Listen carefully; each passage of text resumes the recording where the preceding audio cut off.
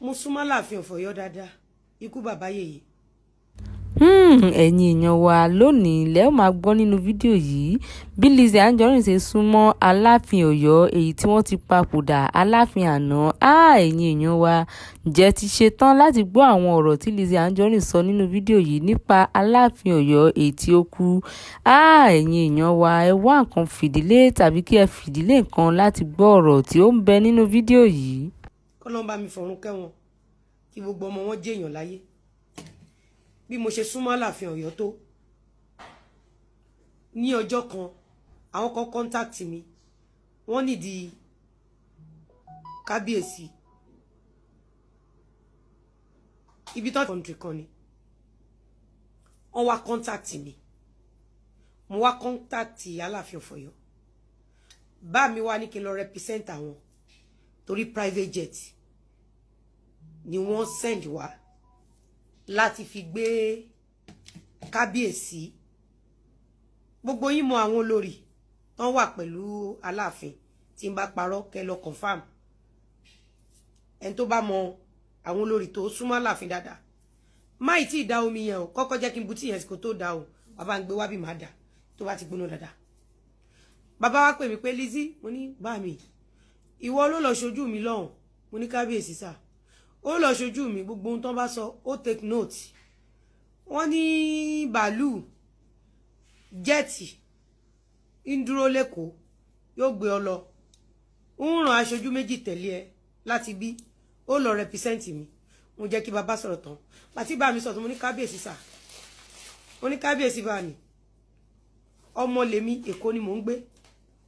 ẹ ṣe jẹ́ kí olórí kan lọ represent yín ẹ jẹ́ kí ìyá mi olórí tẹ attach mọ́ mi ẹ jẹ́ kan lọ represent mi àti yín lọ́hùn bí mo ṣe wà yìí mi kò wọ private jet rí bó ni ìyá mi ti fẹ́ rí gbogbo ìfẹ́ tí mo fi bá Aláàfin lò ìfẹ́ tí ò ní material kankan tó attach mọ́ ni ìfẹ́ tí Aláàfin bí bá mi lò gẹ́gẹ́ bí ọmọ kò kí ń ṣe ìfẹ́ tó attach mọ́ nǹkankan. Ẹ gbọ́ lọ́jọ́ kìíní àná bàbá wa rán ìkànnà àwọn olórí wọ́n lọ represent bàbá gbogbo ohun tó bá bọ̀ bàbá tún ní Lizzy o bèrè bá mi àwọn ìyá mi ti lọ represent yín kan tó bá sọ bàbá ní bẹ́ẹ̀ ni tiẹ̀ rí ọ̀là lùbáríkà ó ṣoríire yóò dára fún ọ bó bá ń ka gbogbo lówó nílẹ̀ yìí borúkọ rí o báyìí tí sí ń bẹ̀ kò ní pé Lizzy ó lówó ó lọ́lá ó bímọ ó lọ́kọ. Àṣé gbogbo ìgbà tí bàbá yẹn ń ṣàdúrà yẹn fún mi aṣọ níbi tàdúrà yẹn ń wọnú ara mi kí n wá nítorí mo máa Láàfin kí n lọ gbowó lọ́wọ́ ilé kí n gbowó lọ́wọ́ tọ̀hún kí n gbowó lọ́wọ́ tibí ìwọ tó bá mọ̀ mi ti bá mú ẹ déwájú Aláàfin tí ò kì í ṣe owó mi ni mo ná déwájú Aláàfin mo fẹ́ kó jáde síta pẹ̀lú rìsíìtì. Ìwọ tó bá mọ̀ mí pẹ̀lú Aláàfin tí mo dẹ̀ mú ẹ déwájú Aláàfin tí ò ń ṣe èmi ni mo tún náwó ọwọ́ tèmi fún ẹ jáde pẹ̀lú rìsíìtì.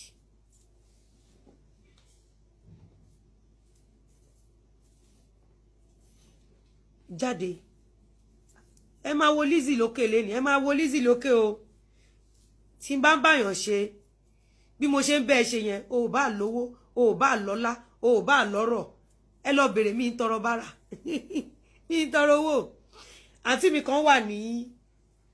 one of the best and richest estates ní Kétu Ọjọ́ta àwọn tó bá mọ̀ mí àmọ́ àǹtí yìí dáadáa ọmọ elépo ni wọ́n. Àǹtí mi yẹn ní Vezu tí n bá kálé ní èjì sí tí mo ti mọ̀ wọ́n á ti tó bẹ́ẹ̀ 10 to 12 years mo máa ń kiri aṣọ lọ́lé wọn lóru mi ò gba 1 naira rí lọ́wọ́ àǹtí mi Bọ́sẹ̀ mo ti dárúkọ wọn bóyá àwọn náà ti ẹ̀ wò mí tí wọ́n máa ń wo ṣó mi lẹ́kọ̀ọ̀kan mi ò gba 1 kọ́bọ̀ rí lọ́wọ́ wọn ìnísírì di ọ̀la tó bá tún wá ra ọjà ní ọwọ́ mi lẹ́yìn oṣù 6 àbọ̀dún kan àwọn náà máa pè mí Lizzy wá gbowó ẹ o Lizzy ibo ló wá gbowó ẹ o.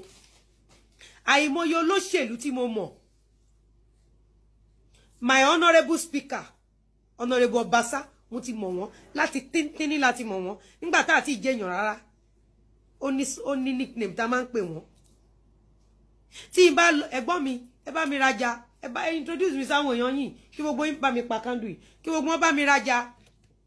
Lẹ́yìn tí wọ́n bá mi rajà tán àti gbogbo àwọn ọ̀rẹ́ wọn, gbogbo wọn ló máa pè mí. Honorable àbúrò ẹ̀yẹn dà, ṣé kò fi owó ni? Ìgbà mi kẹ̀dẹ̀ ní mi ní jẹun sùn. Ìgbà mi wà, owó rẹ́ǹtì mi máa ti fẹ́ pé, bóyá ní ṣọ́ọ̀bù àbí nílé, táyà mi máa ga sókè. Mi ò rí ẹ̀dá kan nílé ayé yìí tó wà nípò àbí tó lówó àbí tó jẹ́ nǹkan kan kí wá lọ máa fi tèmi ni wọ́n lára àbí ìgbà tí bá tajà gan fún ẹni mi ní béèrè owó, because I know you can afford it.